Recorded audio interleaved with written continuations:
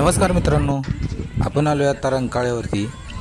रंकाळा म्हटलं की कोल्हापूरकरांसाठी जिव्हाळ्याचा विषय असतो आणि रंकाळ्यावरचे दृश्य मनाला भुरळ नाही घालणार असं होणं शक्य नाही. इथं बरेचसे पक्षी आहेत, त्यामध्ये खंड्या, पाणकावळा, बदक असे वेगवेगळे पक्षी आहेत, साळुंकी आहे. अशा वेगवेगळ्या पक्ष्यांचे आवाज इथं आपल्याला ऐकायला मिळतात.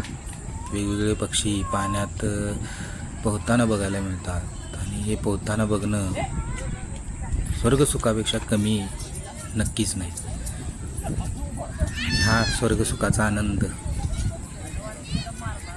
ह्यावरच आहे.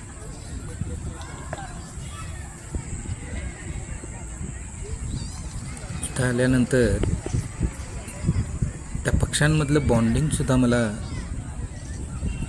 माझ्या मनाला आकर्षित करणारं होतं. आणि हा बगळा, या बगळ्याकडे पाहिल्यानंतर मला आयुष्यात स्थैर्य किती महत्त्वाचं आहे हे याची जाणीव करून देणारा हा बगळा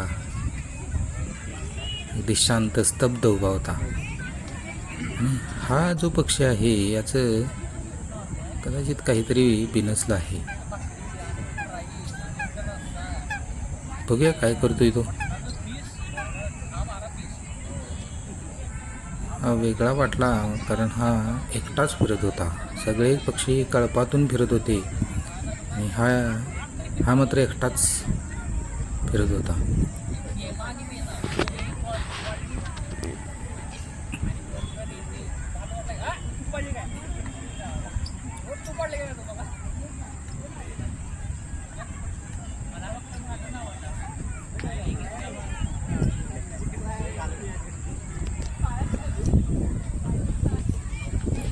याने तर गनिमी कावा केला की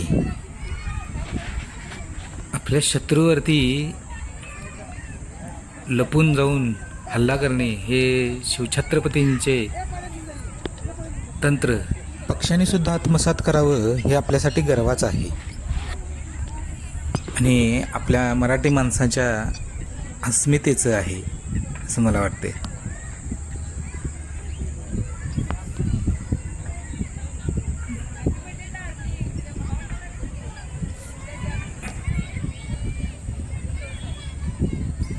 रंकाळ्यावर वाहणारी हवा आणि रंकाळ्याचं हे मनाला भुरळ घालणारं दृश्य. रंकाळा कोल्हापूरकरांच्या जिव्हाळ्याचा विषय काय आहे हे सांगण्यासाठी पुरेसा आहे. हे बघतच मी रंकाळ्यात थोडं आत उतरून पक्ष्यांच्या जवळ जाण्याचा प्रयत्न केला आणि पुढे जाऊन पाण्याजवळ गेल्यानंतर मला ह्या पाण्याचा आवाज निशब्द करणारा होता.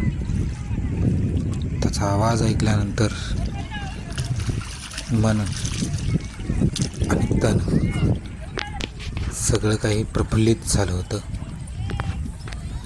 त्यात हे पक्षी त्यांच्या आवाजाने मनाला भुरळ घालतच होते.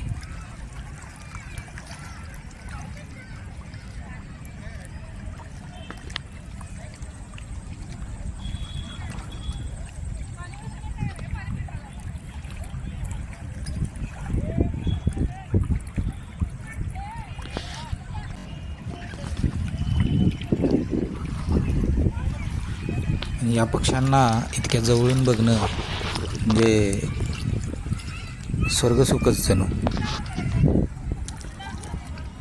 इथं हे पाणकावळे पाण्यात सूर मारून मासे पकडून झाल्यानंतर कुणाला आपले पंख वळवण्यासाठी बसले होते. तर काही पक्षी त्यांच्यासोबतच आपले पंख वळवण्यासाठी होते. त्यातच खंड्याने एक सूर मारला आणि मासा पकडला. चला तर मित्रांनो, निघूयात. असेच व्हिडिओ पाहण्यासाठी माझ्या चॅनलला लाईक करा, शेअर करा आणि सबस्क्राईब करा.